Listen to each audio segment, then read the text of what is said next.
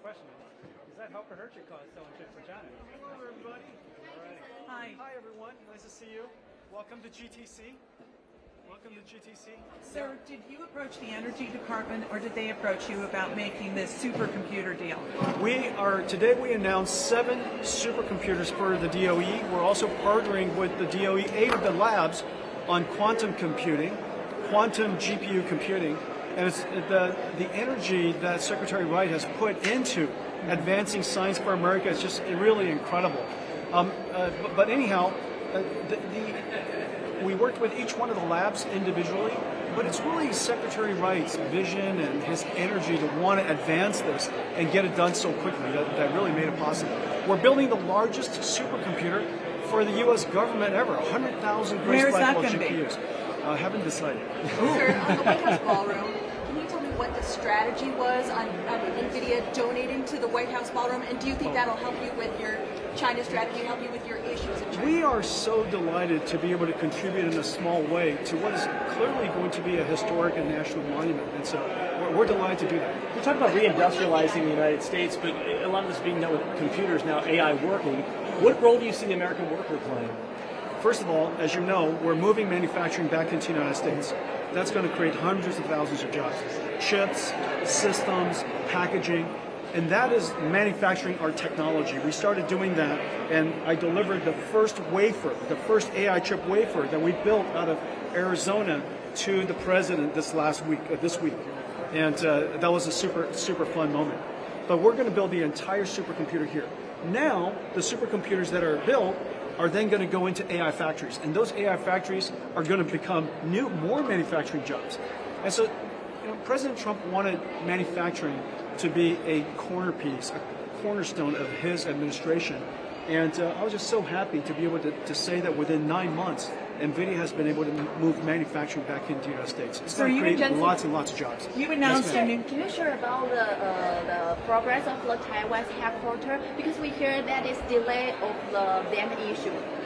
There's some discussions between the government and the landowner. I think I'm not exactly sure what the holdup is, but we're out of offices in Taiwan, and we will have to make a decision on where we're going to put a large building. But we have a lot of engineers. Let's talk energy capacity. So OpenAI has called on the Trump administration to add 100 gigawatts of new electricity production per year because China is far outpacing the U.S. What do you make of their call? And can we beat China in the AI race with our current electricity output? The United States is ahead in the AI race, and we have to stay ahead in the AI race. President Trump, on first day, has been very pro-energy growth. If not for that pro-energy growth perspective and that initiative, we would be in big trouble. There's no question about that. We need a lot more energy to sustain the growth of American industries. We're going to manufacture chips, which needs energy.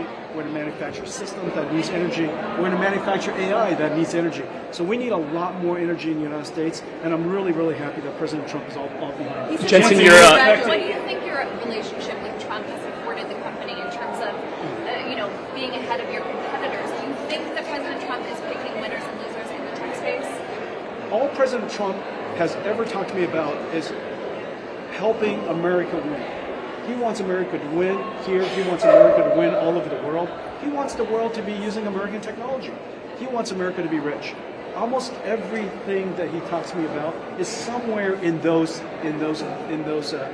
pillars of conversation: manufacturing, leadership in AI, exporting technology, making America rich. All of that is 100% of our conversation. Jensen, you travel to APAC? Talk about the AI revolution. Should American workers be bracing for more job cuts from AI, and what can they do to prepare for the future?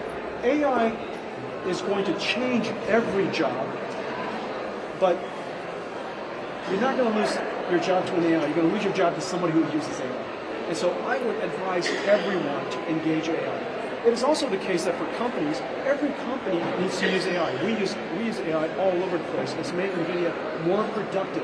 When we are more productive, we make more money, we can move faster, we can do more. And all of those things just make the company more successful. There's no question the United States has to be the most advanced in using AI. We cannot be a laggard. It's impossible that we are. We must wake up and make sure that every single company uses AI as much as possible. It's going to make our industry more successful, more productive. You know that we have a labor shortage, not the other way around. If we have more labor capability, whether it's robotic or AI-based, chatbot-based, we're going to be able to do more, and the country will grow. Jensen, your trip to APAC. So with the APAC meeting, do you think that you have optimism over either the president's meeting with President Xi or your meeting with the president over the ability to sell chips in China? I have no expectations of this particular meeting, but I have 100% confidence in President Trump's ability to cut a great deal for America. And whatever he decides to do, that's in the best interest of America, I'm all in on that. In Saudi, what's the license and permission situation for the chips that you did with Humane and the kind of status of the other Gulf deals? I'm not exactly sure where the status is. I hope that it gets through as quickly as possible. Some of it has to do with equal amounts of investment, which the president has been very clear about.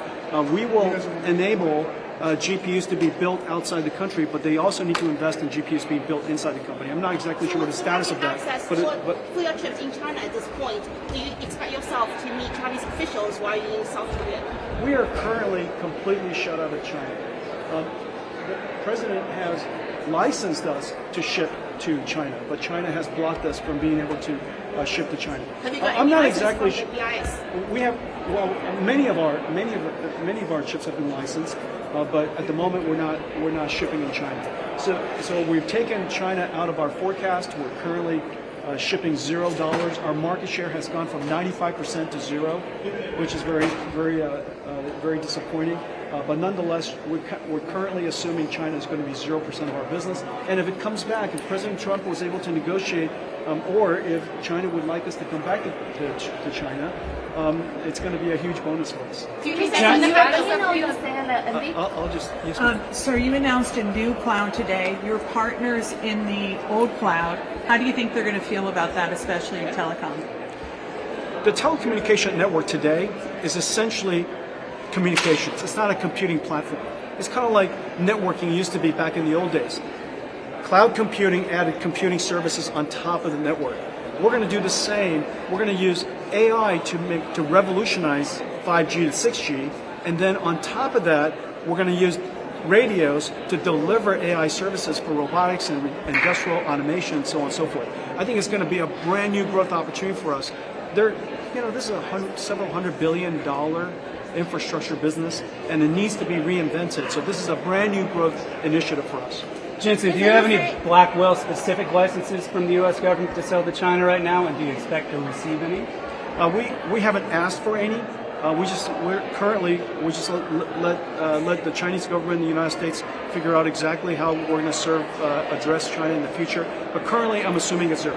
The president said he wants to congratulate you. Do you know what he wants to congratulate you for? GTC? No. Well, first of all, I think he wants to congratulate me for manufacturing in the United States. That we did it at light speed. It took us 9 months from the moment that President Trump encouraged us to manufacture in the United States to set up all of our manufacturing here. We've got wafer manufacturing, packaging, system manufacturing, and we're building AI factories. And so that's going to create lots and lots of jobs here in the United States. How many hours will you meet with him? Do you fly tonight to go to see him, or when do you meet with him? I'm going to fly soon. Jensen, this wafers are... AI market. There are concerns that the AI market is a bubble waiting to burst. What's your take on that? There's a couple of things that I would consider. Number one, before there's AI, there's actually a more fundamental computing platform transition. As you might not know, but Nvidia invented a new way of doing computing called accelerated computing. The old way, general purpose computing on CPUs, is making way to Nvidia's accelerated computing on GPUs. That's used for all kinds of applications now, in addition to AI, not even including AI. On top of that, we have the AI ecosystem going. The second thing I'll say is AI is now profitable, meaning AIs are now so good that they deserve to be paid for. Instead of just being interesting, they're very productive. Nvidia pays for a lot of AI, and the company we use is Cursor. We love using it, and so I think that because it's profitable now, the moment it becomes profitable and the tokens are profitable, you're going to make more capacity to generate more tokens. Are the jobs in we AI? we understand those wafers in Arizona still have to go back to Taiwan for advanced packaging. How long do you think it'll be before we're able to do all that packaging in the Hopefully United several States? more months. We're going to do a lot of packaging here in the United States. Jensen, back to power. You opened your keynote by saying that you're going to power everything with unlimited clean energy. Where are you getting unlimited clean energy from? In the beginning, first of all, no matter what, we're going to need every single source of energy, and fossil fuel is going to have to be one of the major ones. Power generation with power generation behind the meter is going to be a very important. President Trump has been very encouraging to enable companies to do their own power generation, and we'll generate our own power and maybe even rent it back to the grid. In the future, there'll be nuclear, and hopefully in the future, it'll be fusion. And so all of that technology needs to be invented today. On San Francisco, sir, what's the next thing that you plan to do to prevent crime in San Francisco as part of your effort to keep the president from sending federal troops there? Mayor Lurie is doing a fantastic job, and that's his 100% focus. I connected to two of them because Mayor Lurie didn't know President Trump, and I'm delighted that they're communicating. You said AI is making Where great. do you see the place of your company in the AI competition between China and the U.S. and AI, the tech rivalry? Where do you see your place? Well, of course, America is where AI was invented, and our company was built here, and it's our job to stay ahead. And so we just need to run as fast as we can. China has incredible people. Their STEM education is incredible, the best in the world. They have 50% of the world's AI researchers. We have to respect the capabilities of China. We have to not be complacent. We have to run as fast as we can. You said follow up on your jobs. What is your message to American workers worried that AI will replace their jobs? One, I would tell them, one, we're going to move manufacturing back to the United States. We need a lot of mechanical, electrical, plumbing, construction, skilled craft workers. We desperately need them. As many of them know, their demand is very high. It's great for their salaries, and I'm very happy about that.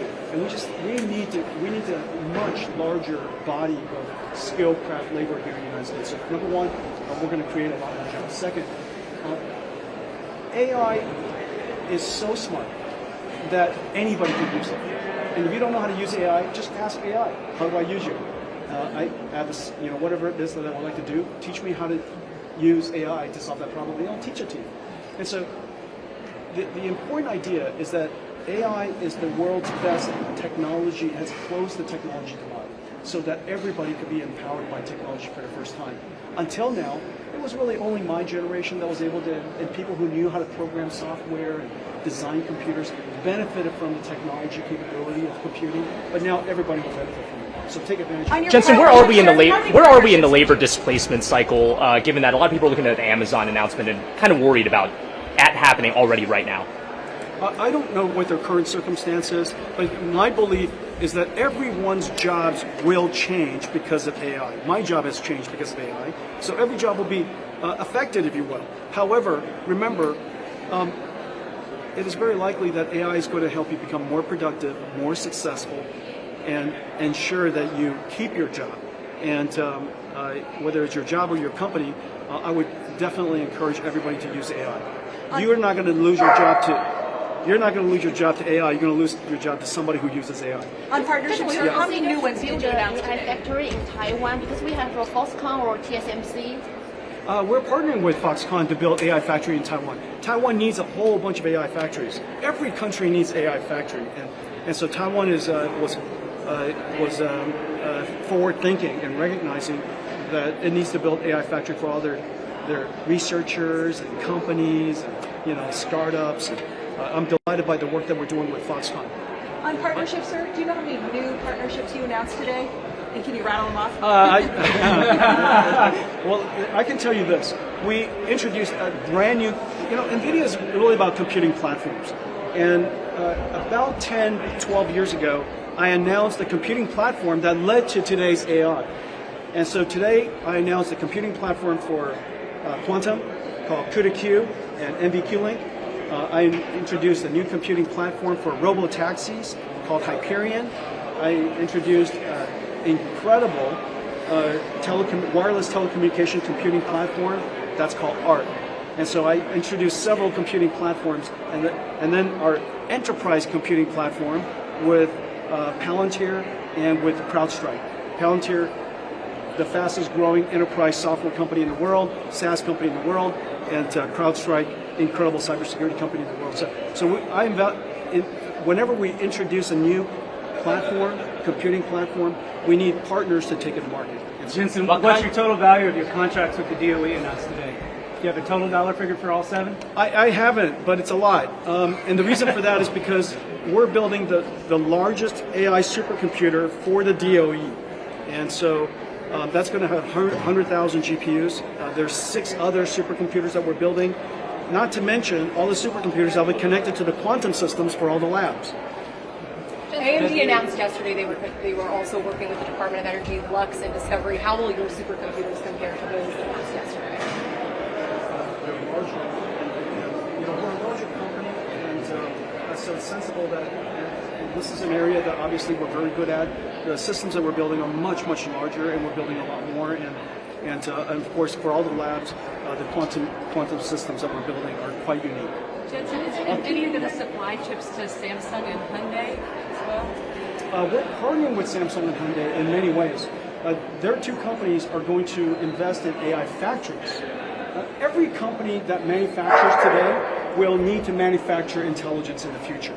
And so, for example, one of my favorites, and Elon is very early in realizing this, he manufactures cars, but he also manufactures AIs for the cars. Next, he's going to manufacture robots, but he has to manufacture the AI for the robots. So in a lot of ways, the way to think about that is every manufacturing company in the future will have 2 manufacturing systems. One to build the machine, and the other to build the AI that powers that machine. Caterpillar is another perfect example that we announced today. And so, is there a new deal that you plan to announce in South Korea with those 2 companies? But if I announce it today, Jensen, what's your favorite AI? My favorite AI, I use ChatGPT, Gemini, Grok, and I ask them for second and third opinions. And what's your best prompt? What's your favorite prompt? My favorite prompt is when I load a whole bunch of research papers into the AI, and I come up with a rough outline of the type of research that I would like to do, and a whole bunch of questions. And so I'm fairly rigorous in setting up the AI to succeed, and it comes back with a fairly detailed report, and that's really, really quite successful. Why is the AI boom different than the dot-com bubble for those that might be skeptical? The AI boom, well, first of all, many of the AI companies are already the fastest growing companies ever in history. I think OpenAI is one of the fastest growing companies in history. Their revenues will suggest it. Cursor is one of the fastest growing companies in history. The list goes on. And so these companies are generating real revenues, and the tokens that they generate, they're investing really quite significantly. So maybe the company's not profitable, but the AIs that they're selling, the AIs that they're licensing, is completely profitable. And that's a big deal. The fact that the product that they're offering to the marketplace is a profitable product, that's the reason why they all want to scale. Because if you manufacture something with profit, you want to manufacture a lot more of it. On your meeting with President Trump, is there anything you'd like to foreshadow with us on what your big ask will be, what you will discuss with him? Obviously, you'll discuss China and some of your market issues. Is there anything else you can share with us on what you plan to ask President Trump? No. How far behind is the grid from where you need to be for demand in terms of electricity? We talked to a lot of grid operators. They say, remember, AI doesn't care where it goes to school. Okay. And so we could put AI behind the grid, behind the meter. And so we ought to generate power as much as we can. We ought to use sustainable power as much as we can. We're going to use power of all kinds, whatever's available. It doesn't have to be on the grid. Now, it's also the case that putting these factories on the grid, sharing the grid, will be helpful to the grid long term. And so, because these power generators are going to generate an enormous amount of power, we could rent it back into the grid when the grid needs it. What do we think is just the beginning of AI's impact on the workforce? Yeah, and obviously it is. And I think we are at the very beginnings of the AI journey as useful AIs are now being adopted all over the world. It's really terrific to see AI being helpful in healthcare. In fact, healthcare is one of the fastest adopting industries in AI. It's terrific to see that AI is going to be adopted in autonomous vehicles and robotaxis. It's really happening there. Obviously, in software development and all of the work that Nvidia does, we use AIs pervasively and really deeply. And so AI is now industry by industry by industry, starting with the most important ones, really taking off. What have you learned from the process of building Blackwell manufacturing in the U.S. that you think the tech industry and the White House needs to understand as it wants to do more tech manufacturing? I learned that America needs a very substantial increase in skilled labor workforce.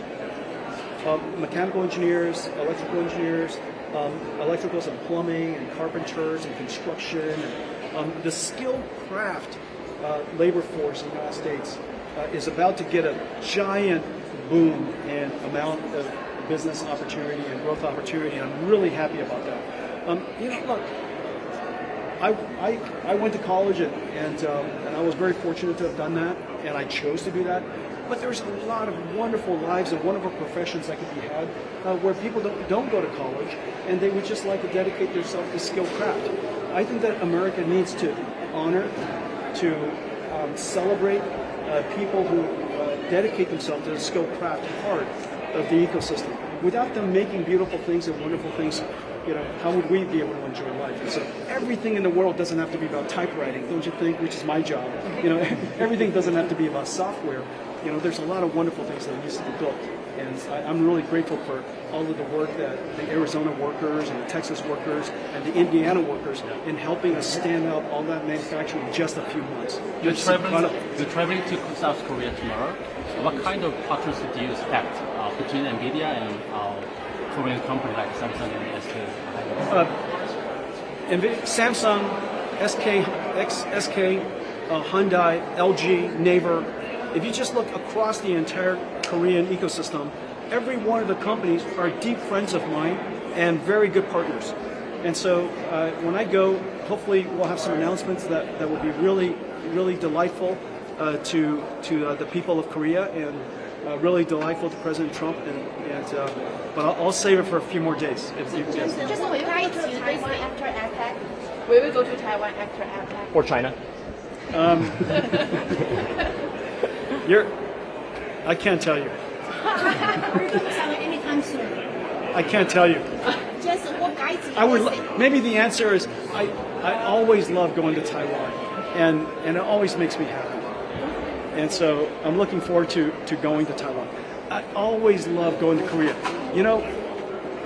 People don't know this, but a long, long time ago, Nvidia's core business, the first business we invented was video games.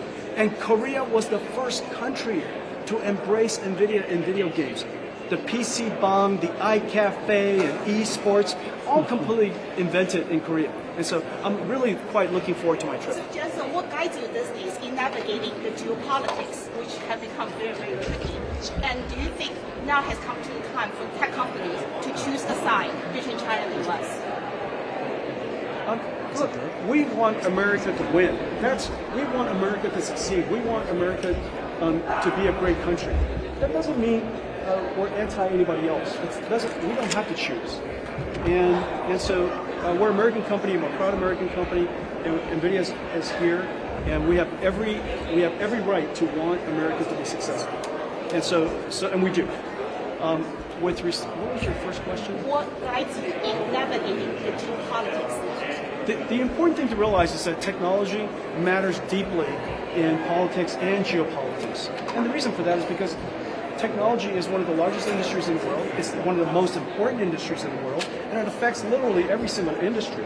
And so it's sensible that policymakers and leaders in Washington, D.C. needs to be informed about the technology.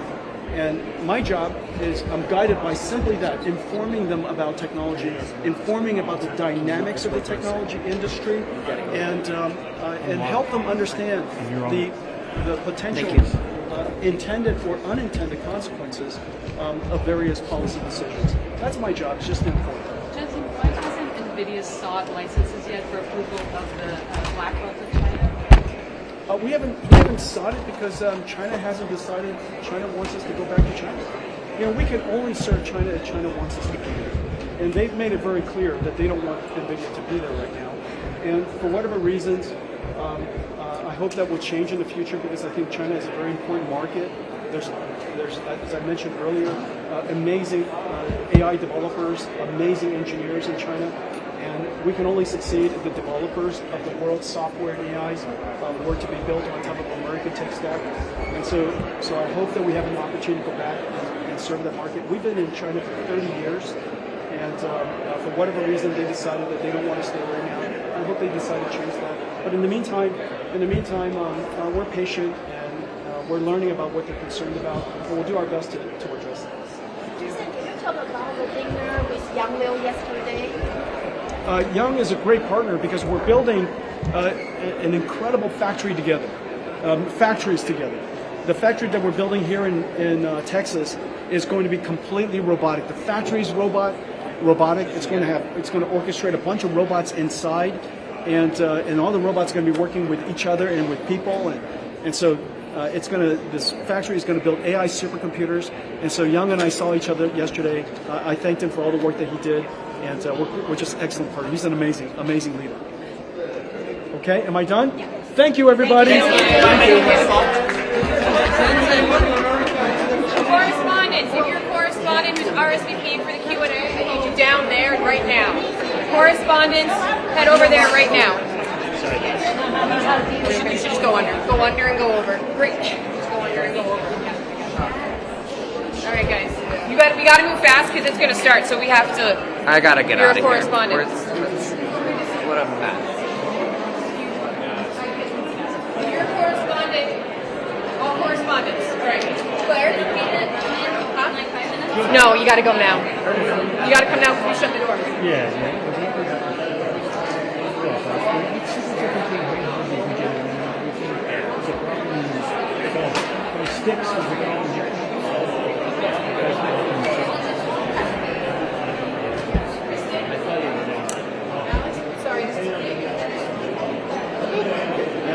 There was no way I was gonna get any cuts. They can see that. The cut I got was ridiculous. It's going to be SPO as soon as possible. It's going to be on the It's really.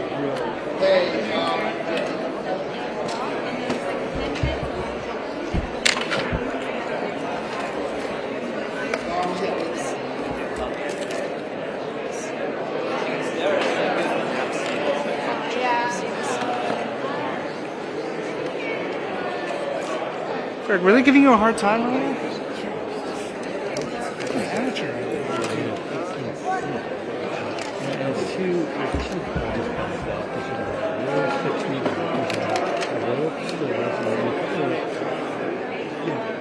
You guys in front down.